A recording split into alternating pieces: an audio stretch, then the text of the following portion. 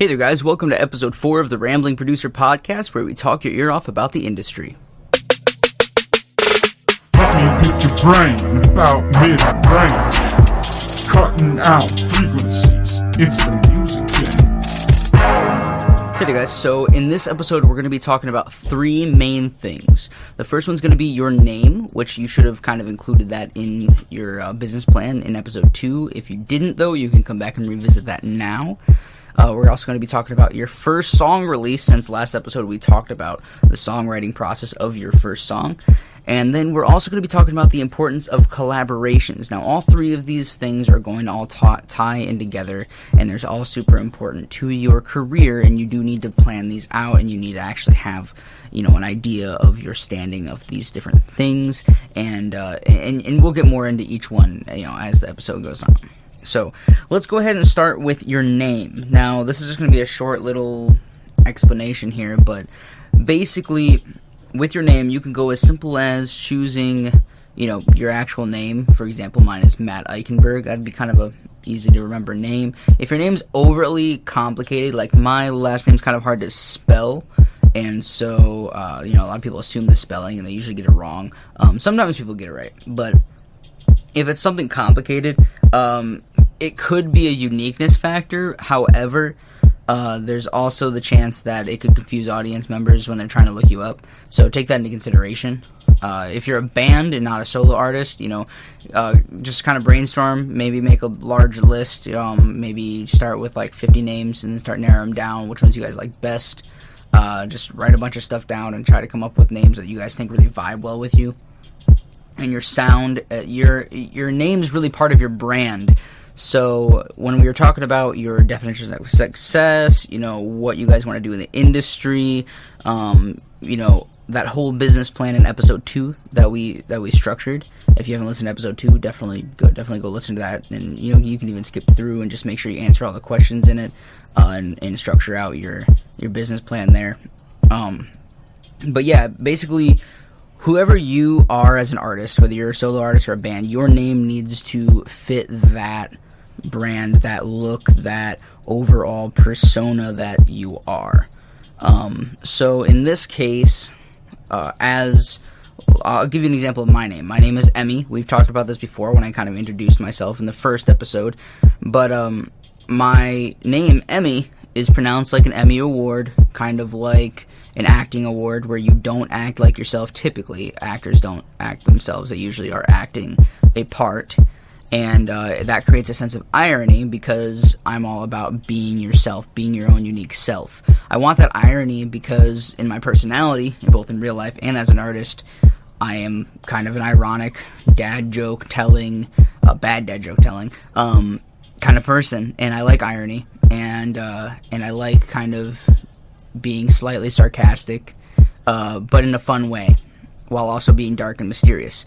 So the dark and mysterious part comes into like color choosing and things, which we'll get into more in like your really in-depth branding episode in the future.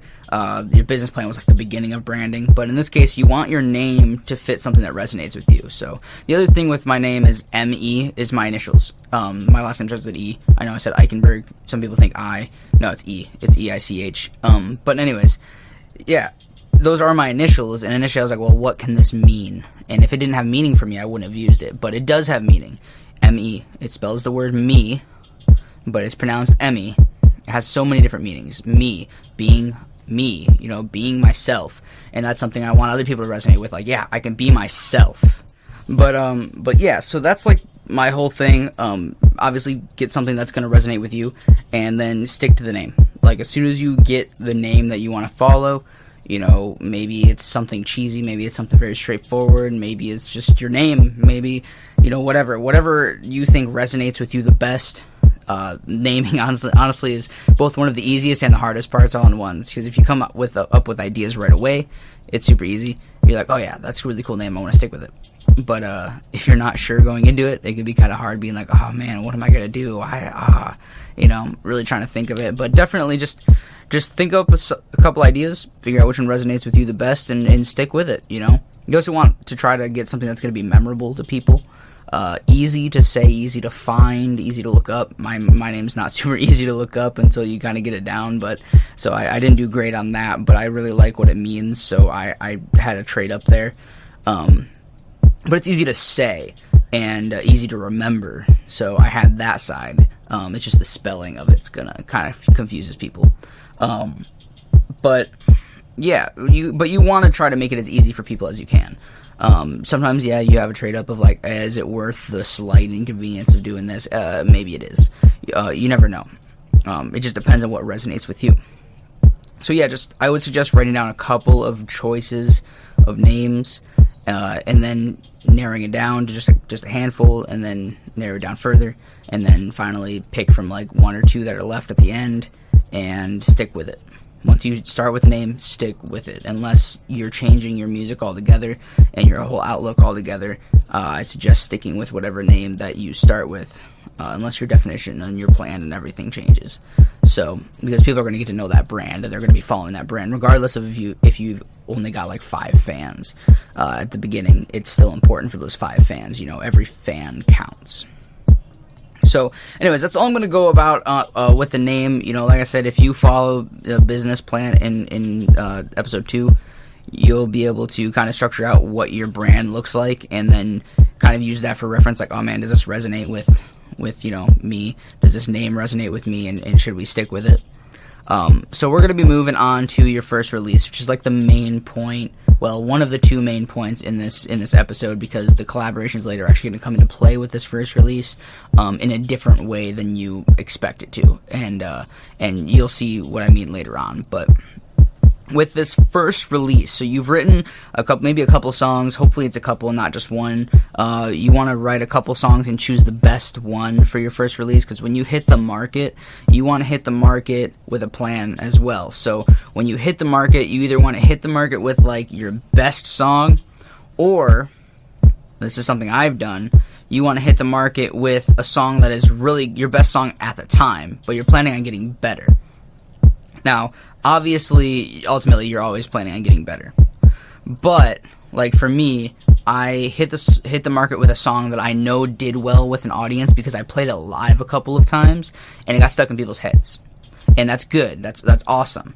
And so I hit the market with that song as well as another song at the same time that had different but similar vibes, and people really liked both, and it kind of split the market, and then I kind of started combining those sounds, and people got to see my development process, and people really get, invested in something like that, and that is what helps growth as well. So you want to go into a plan of like, oh man, what can I do? What can I release? What can I do with this song that's going to make people invested in it and my growth? So maybe your first song just really resonates with your story. Maybe it's just like your story, and this is like the introduction to me kind of a thing.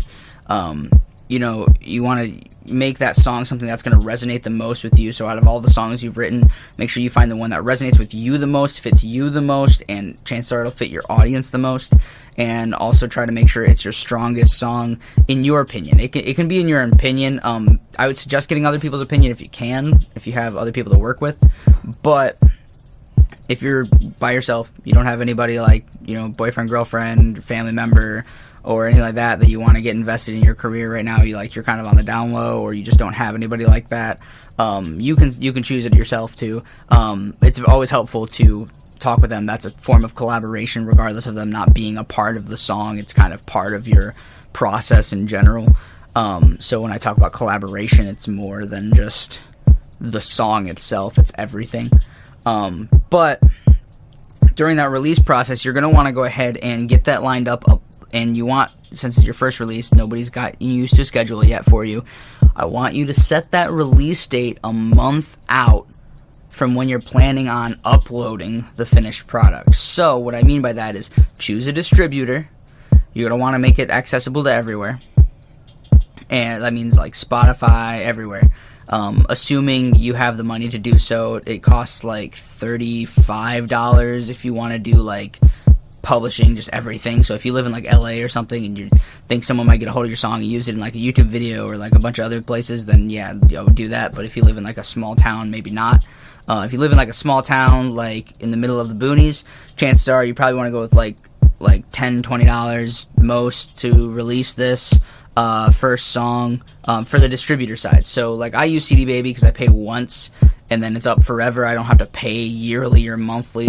Some other services like DistroKid, TuneCore, I know there's a new one called Muse, there's lots of other ones out there. Some of them offer subscription deals, some of them make you pay like per song per month, and it's like less. A lot of the subscription ones cost less up front, but in the long run will cost you more. With CD Baby, they're going to be one-time fee. Actually, I would suggest doing the opposite. CD Baby is more upfront. If you can afford the upfront cost, do that. But then once you start generating money with your music, maybe, if you like CD Baby, stick with them. If not, you can migrate to one of the other ones, because those monthly fee ones are actually going to be the ones that are going to give you more of your money from your music down the road. CD Baby takes a larger chunk than those other ones do. And a lot of the other ones actually will give you 100% of your royalties, at least from their end. Places like Spotify, iTunes, etc. take their chunks off your music regardless. But I use CD Baby because I like the peace of mind. I like to just be like, nope, I don't have to worry about bills this month for my music being out there. It's just there. And if I don't make any money, they don't make any money. So they want me to make money, basically. So that's why CD Baby has like the most tools out of all of them for promoting your stuff. Like they have partnerships with show.co for Spotify pre-saves, and they have a bunch of resources, and they have a conference you can go to every year if you pay for a ticket. Like, it's really, really cool with the resources and having access to those. So that's why I like using them, even if, I'm generating revenue or whatever. I still like to use them. But that's all preference. So once you choose that distributor, upload it and set the release date to a month from now. And the reason I say to do this is because that's what algorithms like Spotify, Apple, etc. like to see, because they like to see you be able to run a campaign for a month or whatever. Now, chances are you might not want to run a campaign for a month. That's fine, but in their mind, they're seeing, oh, this guy's already starting off on the right foot and doing this the right way. Sometimes I set off singles only like 2 weeks out, and that's okay. But for your first one, definitely start with the month, and then anytime you do like an album, I would always suggest doing a month, especially after this point, because when this first song drops, you're going to want to set up all your accounts. Spotify for artists, you could do Amazon for music for artists, but they've been kind of finicky, at least with my stuff lately, so your music might get mixed with other people, and then you'll never be able to get a hold of support. And when you do get a hold of support, if you do, they won't know how to fix it. At least not right now, not as of making this, because it's so new. So, but you can still set up the account, and then you can actually find like your specific songs in the songs that are mixed together and find like their statistics. All of those are really great to know how many people are listening, where are they listening, who is listening, etc. And the other thing with the Spotify for artists is if you set that account up, you set your release dates for your music at least 4 weeks or a month out, and Spotify gets them before the 4 weeks, then they'll allow you to submit to Spotify-specific curated playlists. And Spotify will also, if you've set it out that far, try to automatically shuffle you into some of those playlists if their curators think your music's good enough for that. So that's why I say for your first release, definitely put it out a month, because that's going to give you time to market it. That's going to give Spotify time to be like, oh yeah, we could put them over here. If you don't give them that window, they can't do that. And so for your best results, you're going to want to do that. So when you set up this release, go ahead and do that. Make sure you set up, sorry, I had to lean forward and wiggle the mouse on the computer here while I'm recording. It was starting to go to sleep on me. But yeah, so make sure you set that out so that you give yourself the most time to plan this out. Give them the most time to support your planning this out and this release. So right after you get that all set up, make sure you have album art, make sure you have everything in order, and that album art is another thing I want to talk about. That album art is an opportunity to collaborate, opportunity to get your music in front of another audience, especially since if this is your first song, you don't have a big audience. You might have friends and family, maybe, and you need to get in front of people that you aren't already in front of. And so that applies to all of your music. You want to get that in front of people you haven't been in front of before. Now, I'm not saying you don't want to collaborate with every single song. I mean, you can. There's definitely ways you can collaborate with every song and then make it look like to your audience that this is just me and then this is me and somebody else. Which album art is one of those ways. Like, I love finding an artist that I like, and then I can go and be like, hey, I'm going to pay you to make me album art.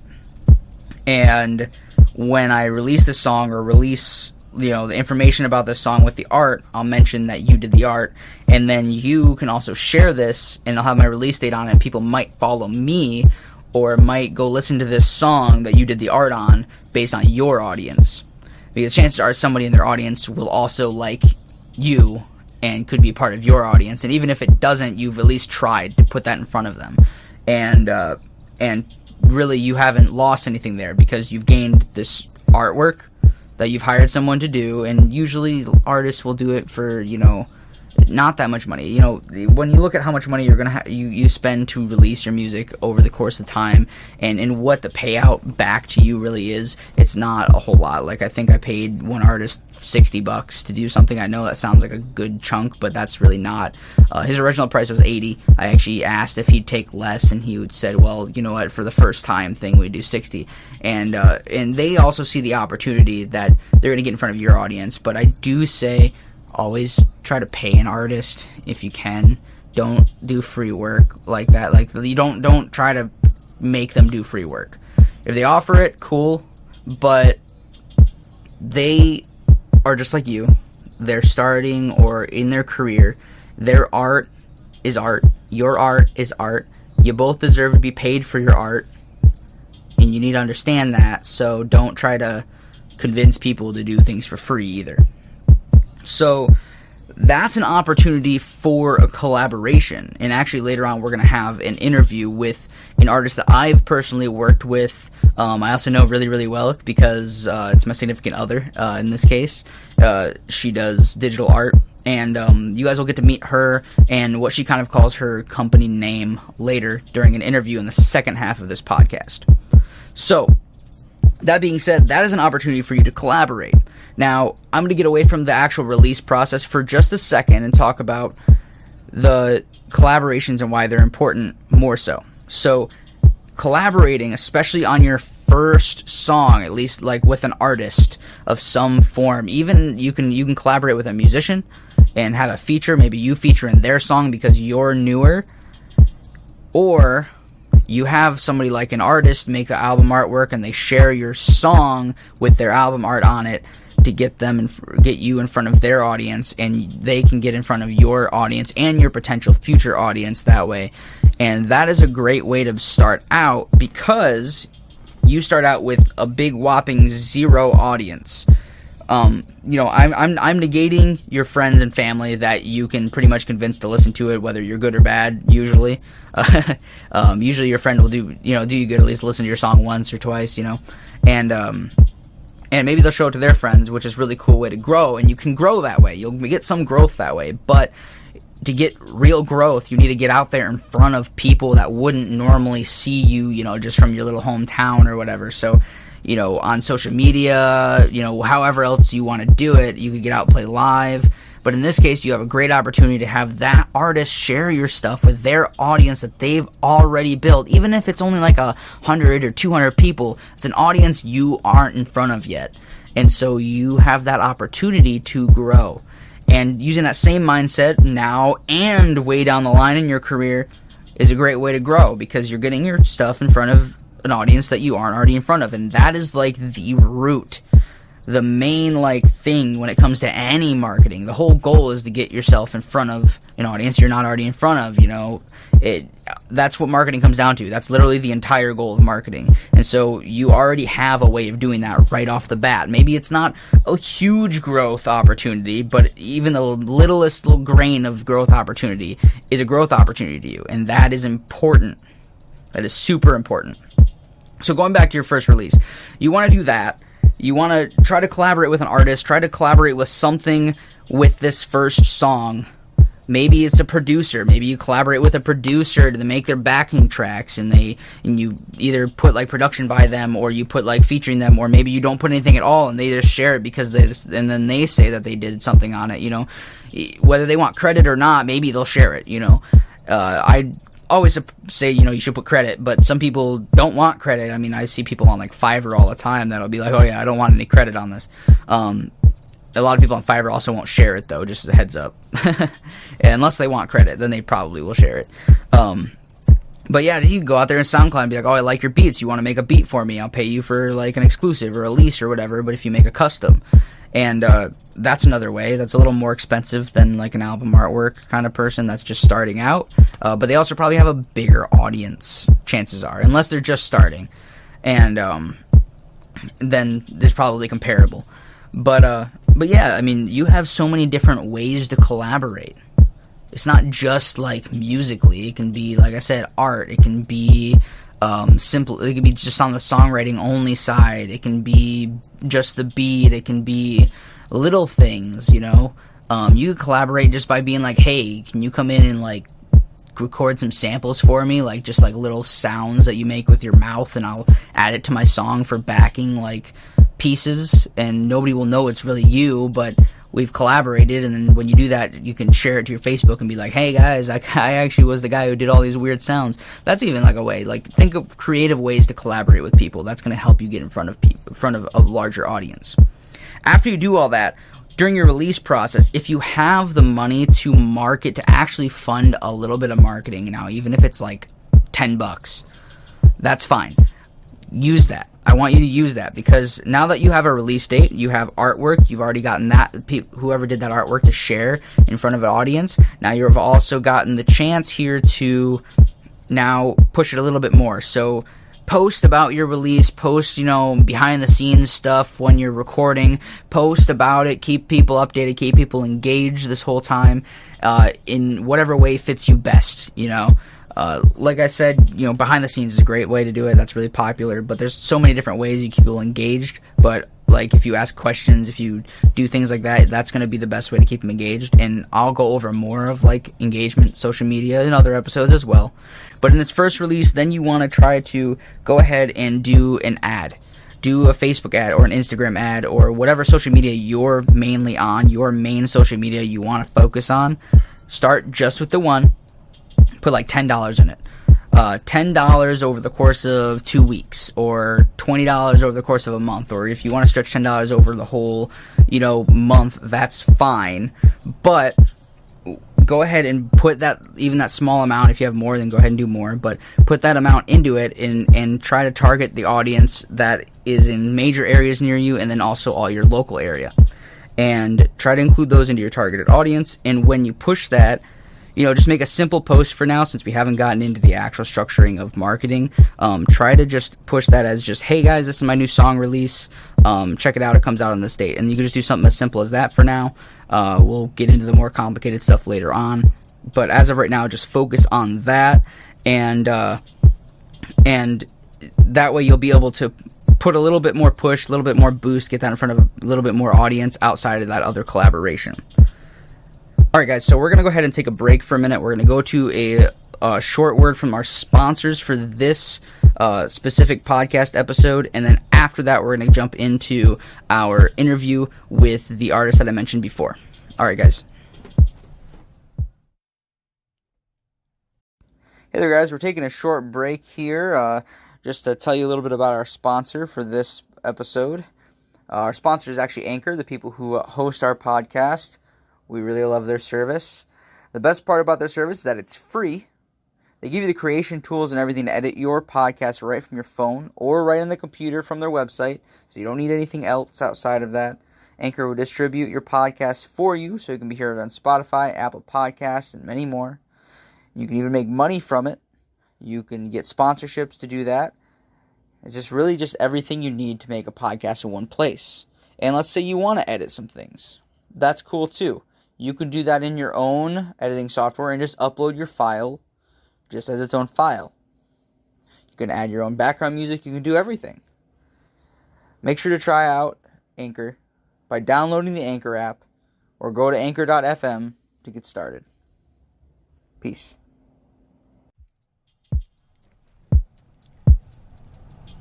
Okay, so thanks for sticking around. We're going to move on to our interview with that artist I mentioned before. So, can you state your name, your business name, and what you do? Hi, my name is Allison Gant. My business name is Coffee Creations, and I've been just doing all kinds of different art. I do digital, I do watercolor, I do drawing, all sorts of different art. Okay, yeah. And I'm just going to run through a couple questions for you, basically, to try to kind of, like, get the information out of you. But, yeah, so I was talking about how music artists can collaborate outside of, like, the actual music genre, like, when it comes to creative process of actually creating the music. And basically, I explained earlier that how I worked with you with some album art, and that's a good way to collaborate. But what are some ways that you think musicians could benefit from working with you? Well, not necessarily just working with me, just, I mean, artists in general. You can, if you get yourself some specialized album art, then that right there will set you aside from other artists. But then you can also get your music out into the art world. I mean, you gotta think, artists more than likely listen to music while they're doing art.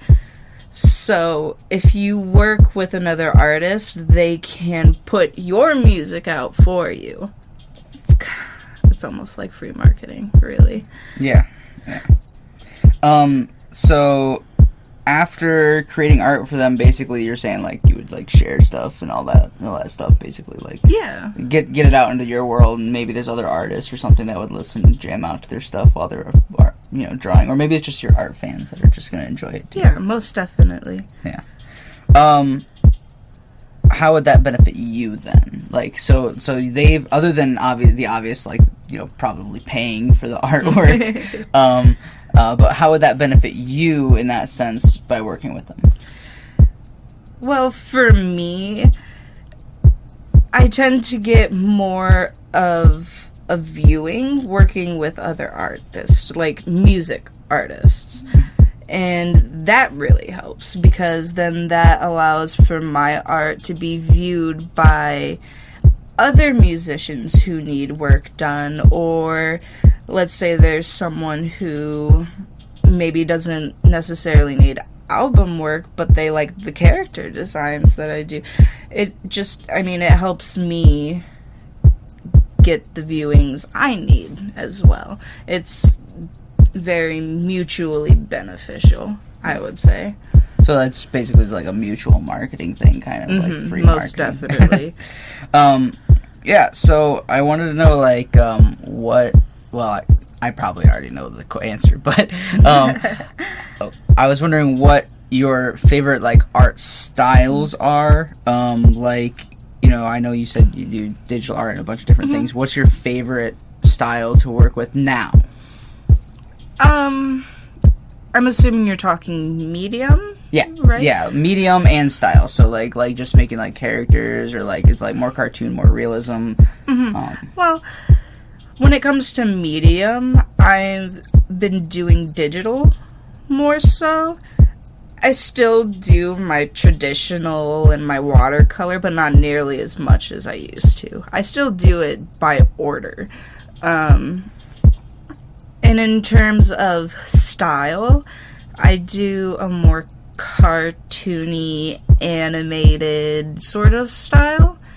Typically cartoon characters, but I've been getting more involved with landscapes too. Would you say that you have your own, like, unique style? Like, if I went to you, like, it wouldn't look like somebody else's art, it would look like your art? I would say so. I mean, I'm sure you'll find bits and pieces that are quote unquote similar to somebody else. Like inspiration. Yeah. Yeah, kind of like musicians, they, like, sometimes will take a similar vibe, but it's still them, it's still their own unique thing, and you can't like duplicate it, especially when you pay for a custom piece from an artist. Yeah, no, I get what you're talking about. Yeah. So, what so far, like, what's been your favorite art piece so far to work on? Like, out of all, it doesn't have to be album artwork, just anything you've worked on. Oh, man. I don't think I have it posted anywhere, but my favorite piece was a realism-ish piece that I did of Ariel. It was all pencil, and it was one of my better realism pieces, and I had a lot of fun doing that. If I could get into portraits again, I probably would. Nice.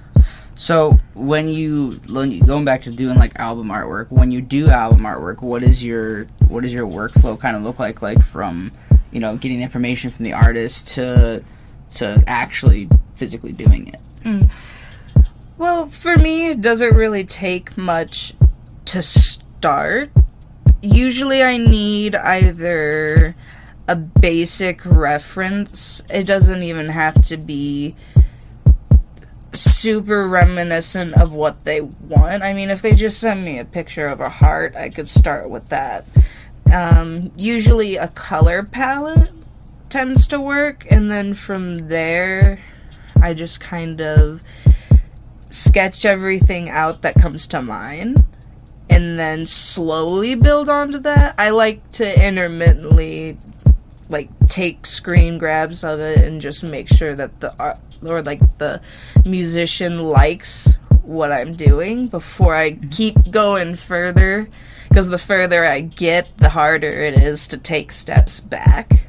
So yeah, so you pretty much kind of like just start with your own creative twist, unless they give you like a lot of information where it's very specific, I'm gonna guess. Yeah, I mean, they can get as specific as they want, but usually it's mostly just general creativity. Okay. Kind of like, you know, you have some that'll give you specific things and some that'll be like, hey, here's like kind of an idea. Yeah. I just want to see what you get back to me with. Yeah, there you go. You know, maybe it'll look cool, maybe it won't. We could always start over, you know? Yeah. When you do like the album artwork though, do you like limit the amount of like redos they get? Usually they get about 2 to 3 redos. It also depends on how intensive the artwork is. I mean, if it's more simple, I could do more redos, you know? But if it's like something that's super detailed, it has a lot of color, highlight, lighting, contrast, props, all sorts of different, then the chances for redos are less, because here's how I see it. If you want something big, I would hope that you would give me the necessary tools to get it right the first time. And if I don't do it right the first time, that's my fault. The second time, after hearing the feedback and the things that need to be fixed, if I get it wrong again, it's still my fault. And I get that. But usually, the third or fourth time, I'm wondering where all of the pieces were to begin with. And so it's harder for me to give more redos. Yeah. You know? More redos, and it kind of feel, and if they start adding things, you're like, well, you didn't say that before. Yeah. Kind of a thing. Is what I try to be as lenient as I can be. Yeah. But there's always boundaries to everything, and there are always going to be people that want to push those boundaries, but yeah, at the end of the day, it's like, you know, everybody's got their, like you said, boundaries. Like, you know, like you don't hire a producer who says he's gonna mix and master something and then expect them to do like, oh yeah, by the way, can you put a full band behind it? I didn't ask for that before, but can you just do it anyways with no additional charge? You can't expect extra that you didn't originally say. So I totally get that. Is there anything else you want to add, like Instagram handle, anything like that? Yeah. Well, if you want to look me up on Instagram, it's at Coffee Mug, spelled COPHEE, and then MUG. Yeah, it's spelled weird, but you can find me there.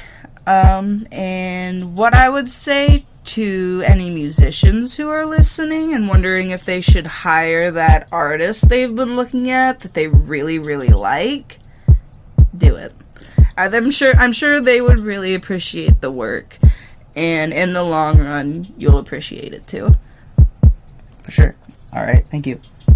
Thank you. All right, guys, thank you for tuning into episode 4 of The Rambling Producer. I hope to see you guys next time, where we're going to be continuing on the path of what you should do next as an artist. All right, thanks. With your brain without mid-brain, cutting out frequencies instantly.